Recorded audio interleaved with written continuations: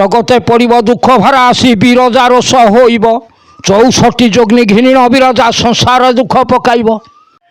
যেবে 22 পাহাଚ সম্পূর্ণ হব ছতিয়া বটরে যাই চারি পাখকু দ্বার খোলিব চারি দ্বার ହେବ তହିଁ সকল মুনিক বাসস্থান রহিব গুপতরে ছতিয়া শ্রীক্ষেত্র হব হেতু রখিতা মନରେ।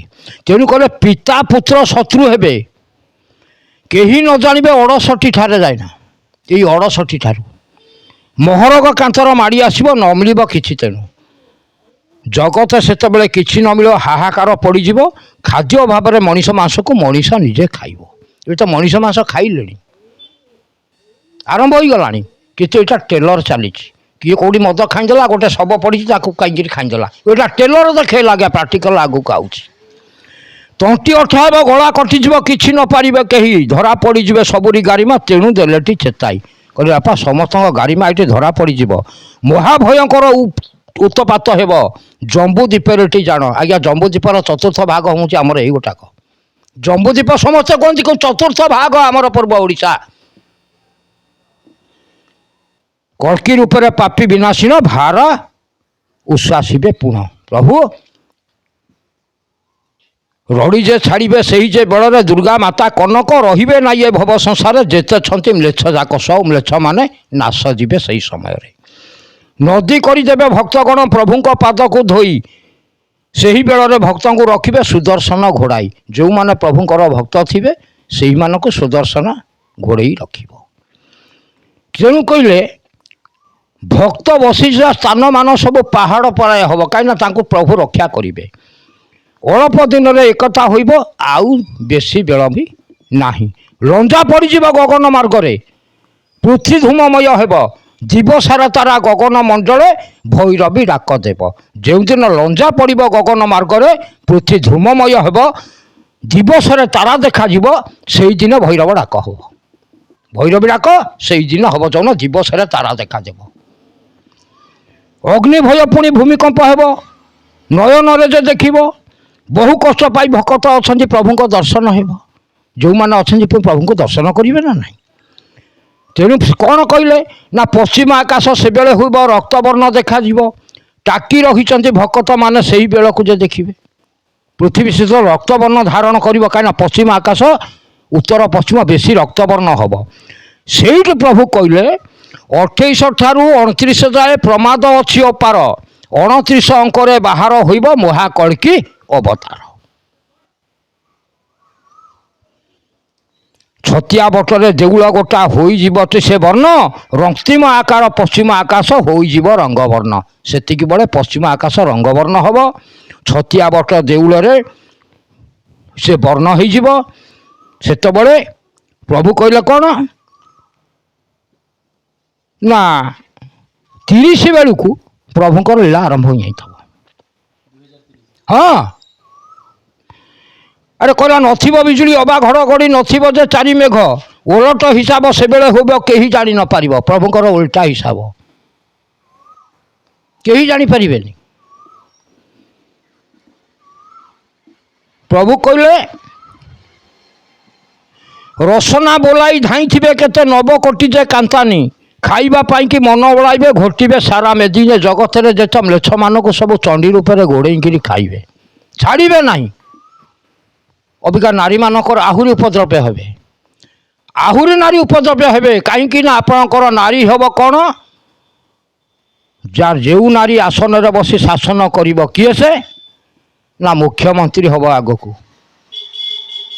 ଜଣେ ନାରୀ ମୁଖ୍ୟମନ୍ତ୍ରୀ ହେବ ଆଗକୁ ଶାସନ ଚାଲିବ ନାରୀ ଉପଦ୍ରବ ହେବେ ସେଇ ସମୟକୁ ଟିକେ ଲକ୍ଷ୍ୟ ରଖିଦେବେ।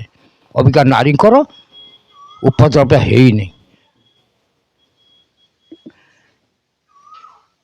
କହିଲା ଜଗତେ ପଡ଼ିବ ଦୁଃଖ ଭାରା ଆସି ବିରଜା ରୋଷ ହୋଇବ 64 ଯୋଗିନୀ ଘିନି ଅବିରଜା ସଂସାର ଦୁଃଖ ପକାଇବ। 64 ଯୋଗିନୀ ମାତିବେ ସେବେଳେ। ରକତ ନଦୀ ବୋହିବ ଯାଜପୁର ନଗର ଠାର ଯେଉଁଠି ଯମ ମା 7 ଭଉଣୀ ଅଛନ୍ତି ସେହି ନିକଟସ୍ଥ ସେ ପାଖରେ କେଉଁଠି ନା ଟିକିରା ଗୋହିରୀ ଯାଜପୁର। ଯମର ମା ଅଛି 7 ଭଉଣୀ ଅଛି। ଆଗ ଖେଳ ହେବ ସେଇଠି ଯାଜପୁର ଠାରେ।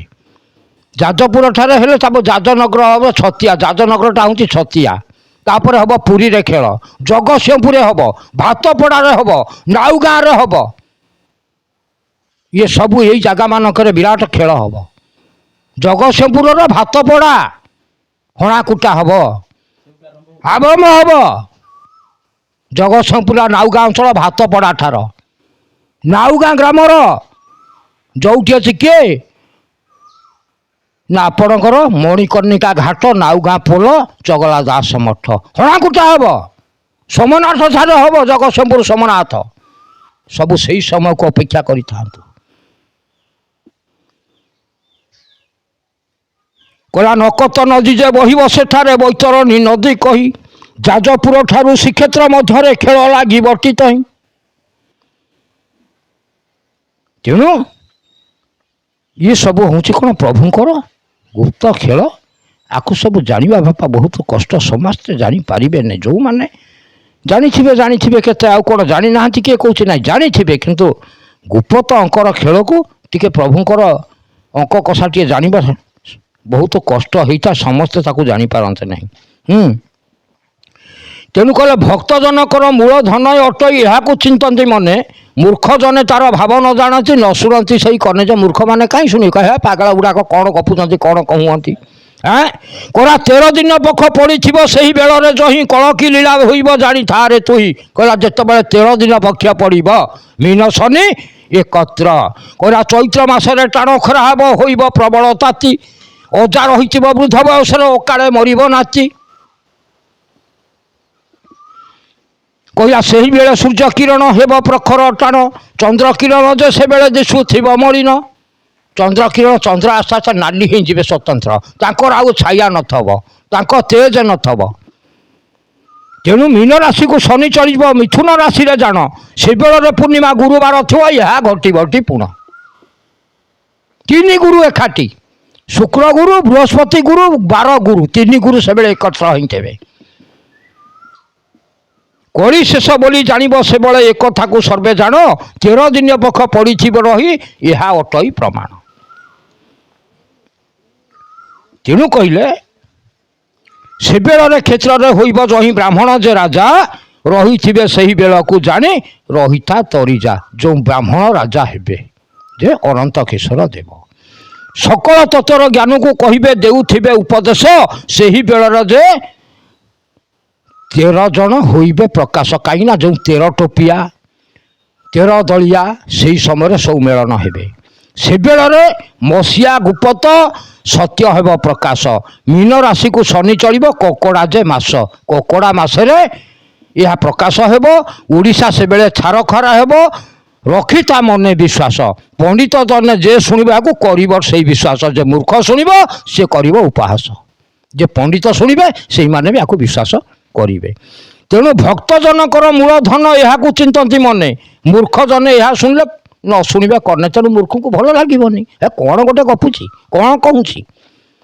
तेणु जो जन यहाँ पढ़ई शुणी यहाँ होइबे साहा ताहा को जे कृष्ण प्राप्त होते अने न पारती रहा जो मैंने प्रभु वाक्य था से भगवान साहा हो रखिए आउ जो मैंने अच्छा लेछ भली से मैंने भासीजे आउ कौन।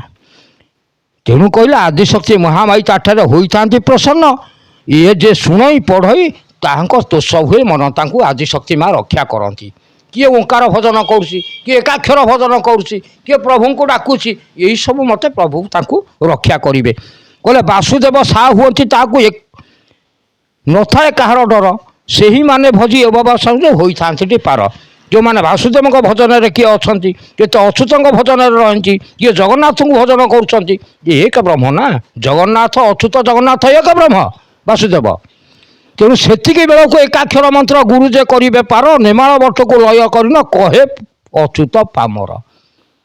तेणु एक नेमाल बट कटा सरलानी सबू डाल पत्र तो झड़ला झड़ला ये पापी पाषाण ताको काटिदेले से नेमाल बट जहाँ कहते छार खार करदे अरे क्या को काटिल गट कटाईनी। तेणु कहला दुर्वासना मान दूर हो सकल अशांति दूर से ही बेल को एकाक्षर मंत्र संसार होइब सार आउ केही साहा नथिबे केवल एकाक्षर मंत्र। तेणु कहले 64 रोग भ्रमुवे देशे रही घेरी से दुर्भिक्ष पड़ो से बेले संसार लोक मरुवे डरी आउ खाइया को बापा पाइबेनी ବେଳ ଅଥୟ ହେଲା। ବହୁ ମହାମାରୀ ଉତ୍ପାତ ହୋଇବ, ନାସିବ ସାରା ମେଦିନୀ। ମହାମହାମାରୀ ପୃଥିବୀକୁ ଧରି ରହିଥିବ ସେଇ ଘେନି। ନାଳ ସୁରା ସଙ୍ଗେ ମାଡ଼ିନ ଆସିବ, ବୋହିବ ରକତ ବ୍ୟାଧି। ଦେଶ ଦେଶକୁ ଯେ ଘୋଟି ଆସିବ, କେତେ ହେଉଥିବ ସୋଧି। କାହିଁକିନା ସବୁ ତା ଉପରେ ସଂଶୋଧନ କରିଯିବ ନା ନାହିଁ। ତେଣୁ ନ ଜାଣିବେ ଜନେ ସଂସାରରେ ଏହା ଯୋଗୀ ଯେ ବଣା ହୋଇବେ। ସେବେଳେ ଡାଆଣୀ ଉତ୍ପାତ ହୋଇବେ, ପିଶାଚି ମାଡ଼ି ଆସିବେ। ସେମାନେ ବି ସବୁ କୁଟେଇ ଖାଇଯିବେ, ଛାଡ଼ିବେ ନାହିଁ। ପୃଥିବୀକୁ ଲାଗିଥିବ ସେବେଳେ ପଡ଼ିଯିବ ହାଲ ହୋଳି। ଶ୍ୱାନ ଶୃଗାଳ ମାନେ ସେବେଳେ ଛାଡ଼ିବେ ବୋବାଳି। କାରଣ ଗୋଟିଏ ଶୃଗାଳ ନଥିଲେ, ଆରେ ଐକାତକ ଘରେ ଘରେ ପଶିଗଲେଣି। ତେଣୁ ନାସାରୁ ରକ୍ତ ବହିବ, ତଣ୍ଟି ହୋଇବ ଅଠା। ସେବେଳେ ପାଟିରୁ ରକ୍ତ ବାହାରିବ, ତଣ୍ଟି ହୋଇଯିବ କଟା। ପାଣି ତ ଗଳିବନି, ତଣ୍ଟି ତ ଅଠା ହେଇଯିବ, ଆଉ ଆସିବ କେଉଁଠୁ? ପାଣି ତ ନଥିବ। ତେଣୁ କହିଲେ ବିଘ୍ନ ରାଜ ପୂଜା ହେବ, ବିଘ୍ନ ଘଟାଇବେ। କେତେ କେତେ ରୋଗ ବ୍ୟାଧି ସଂସାରରେ ଘଟାଇବେ। ତେଣୁ ସଂସାର ଛାରଖାର ହୋଇଯିବ, ବାପା ଆଉ ରହିବ ନାହିଁ। ତେଣୁ କହିଲେ ଘୁମା ରୋଗ ଘଟିବ ଅନେକ, ସଂସାରରେ ଘୁମାଇ ପଡ଼ିବେ କେତେ। ଘୁମାଇ ଶୋଇବେ କେହି ନ ଉଠିବ, ଏହା ଯେ ହେବ ପରତେ। ବାପା ବଇଥବୁ ସେଇଠି ଘୁମେଇ ପଡ଼ିଥବୁ, ଶୋଇଥବୁ ତ ଠେଇ ଜୀବନ ନଥବ। ଘୁମା ରୋଗ ମଧ୍ୟ ମାରିବ।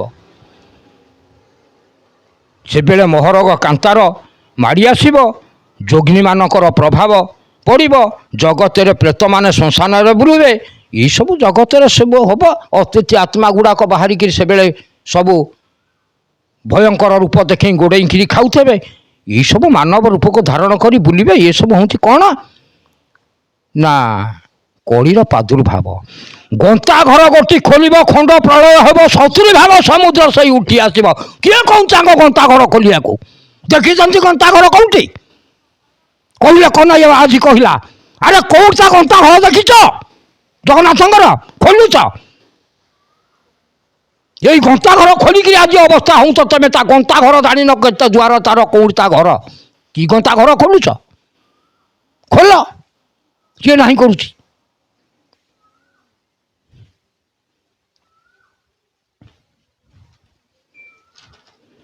ତେଣୁ ଜନେ କେତେ ହୋଇବେ, କେତେ ଅବାଡରି ଛାନିଆ ହୋଇର ଝାଡ଼ା ବାନ୍ତିରେ ମରିବେ। ଆସିଲାଣି ବେଳ, ବ୍ୟସ୍ତ ନାହିଁ ବାପା। ହଉ ଜୟ ଜଗନ୍ନାଥ ବାପା, ରଖୁଛି।